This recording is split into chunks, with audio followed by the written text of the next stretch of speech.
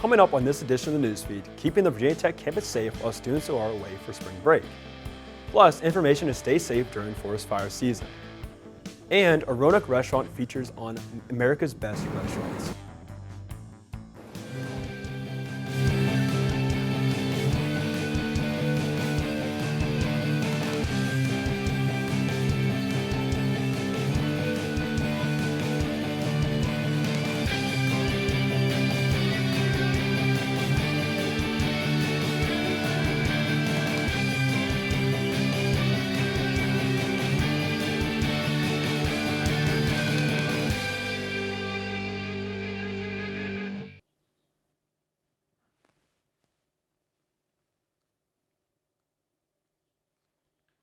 Hello, and thanks for joining us for this edition of the newsfeed. I'm Jonah Sacchi. Campus and housing safety at Virginia Tech is a concern while the students are away during long stretches of time, such as for winter and summer breaks. It's up to campus police and the university administration to strategically plan how to keep things secure while students are away. Newsfeed reporter Paula Gomez tells us more. Students play a big role in the Blacksburg community. Most times, students decide to leave during breaks and the holidays. As students leave, Virginia Tech takes steps to keep its campus safe and surroundings safe. Here's more about keeping Blacksburg safe while students are away. Leave their houses and campus thinking that it will be secured. In the past, there has been breaks where there are break-ins going on campus and housing around campus. Some of the break-ins take place during the break and spring break coming up. Students and staff live concerned about security of campus and their homes. The operation captain, Sean Smith, explains some of the things to keep in mind before leaving for a break. Spring break, we do the same thing that we do when all the students are here. We patrol the campus, we walk through the residence halls, we walk through the academic halls, we engage the people that we see in conversation, try to give them a feeling of safety. When you're talking about break-ins, you could be talking about a burglary within the residence hall, or a break-in in an academic building like an office, or a vehicle break-in.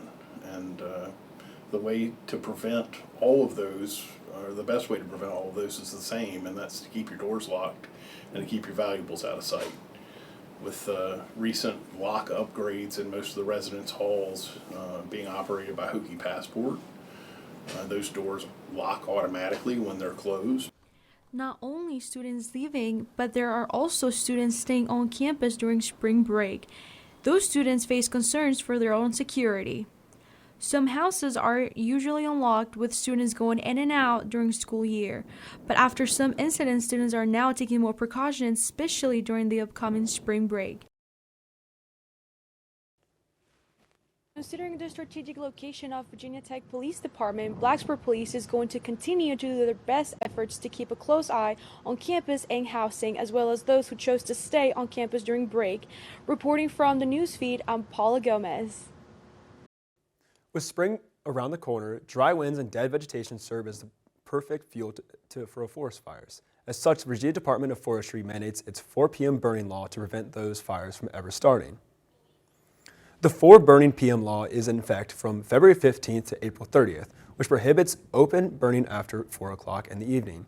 This is because burning debris is especially dangerous in the spring season due to cold winds, less sunlight, and frequent storms.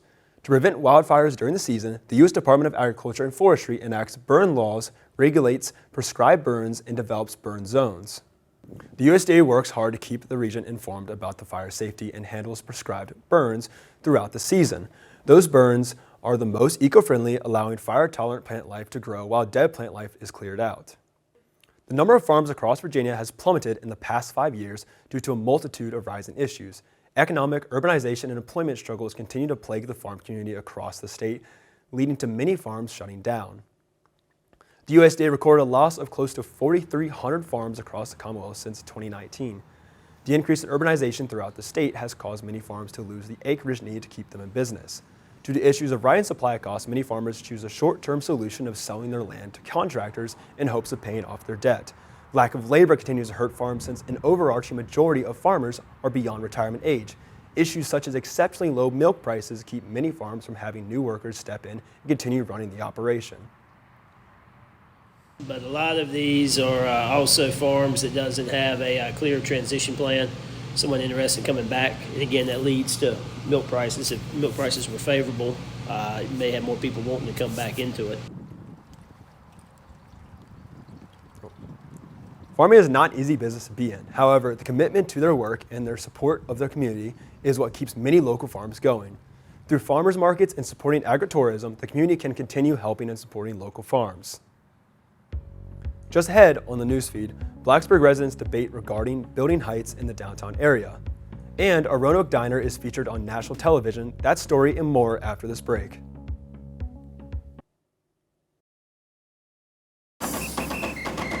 If you're buzzed and doing this,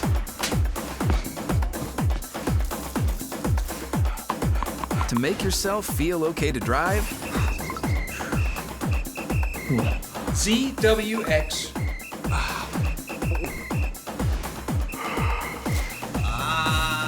you're not okay to drive. YGKLVW. Regular you.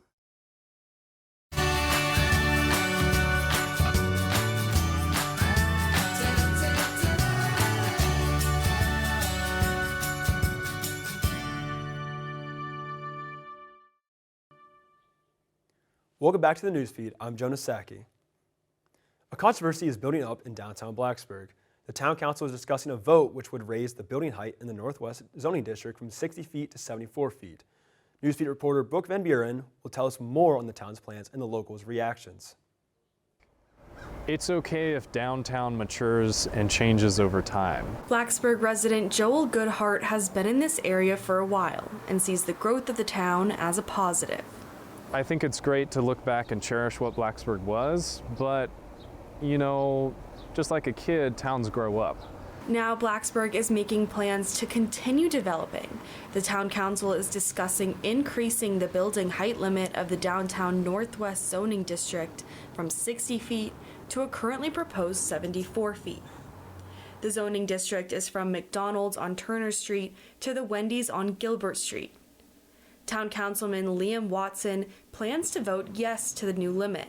He says this area would be great for student housing and more commercial businesses. So anything that will increase the number of pedestrians downtown increases the number of people frequenting the businesses that are owned by local business owners.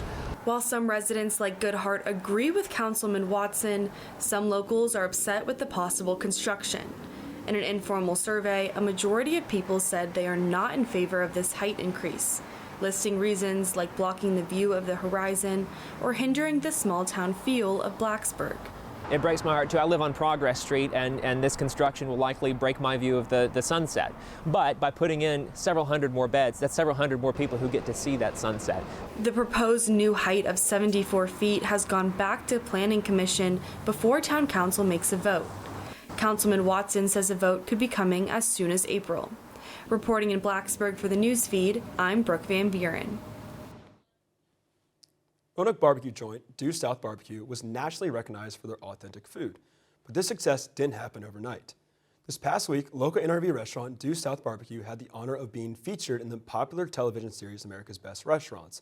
The show travels to restaurants around America to highlight locally owned authentic restaurants.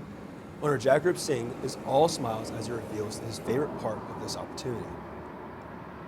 I think the best part is the whole crew comes out and they have their whole photographers, the videographer, and the host comes out. I think it's just so amazing that everybody comes out and celebrates that success. So having that reaction on Tuesday while all the friends and family came out to support, I think there's nothing better than that. The America's Best Restaurant crew came to Due South to film on Monday, February 19th.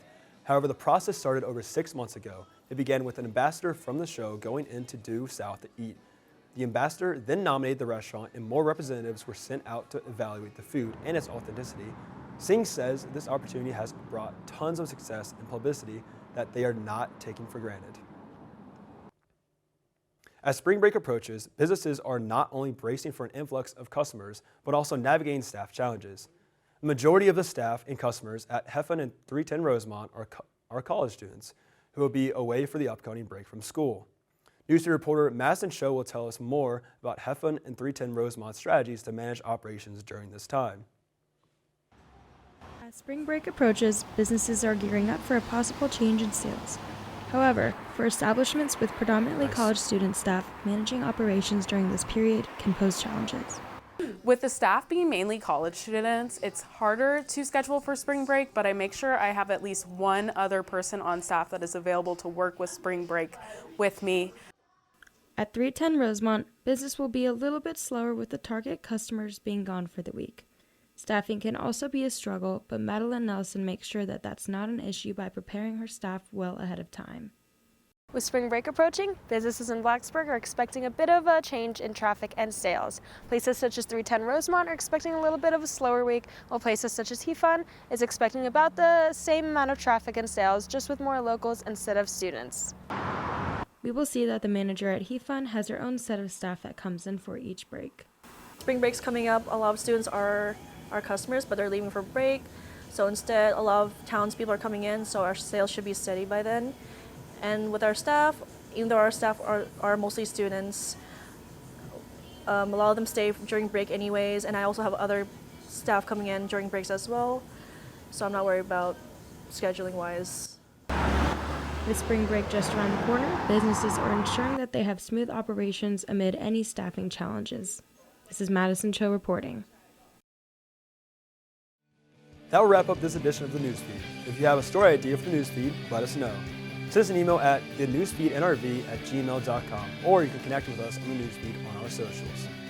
Thank you for watching. I'm Jonah Sackey.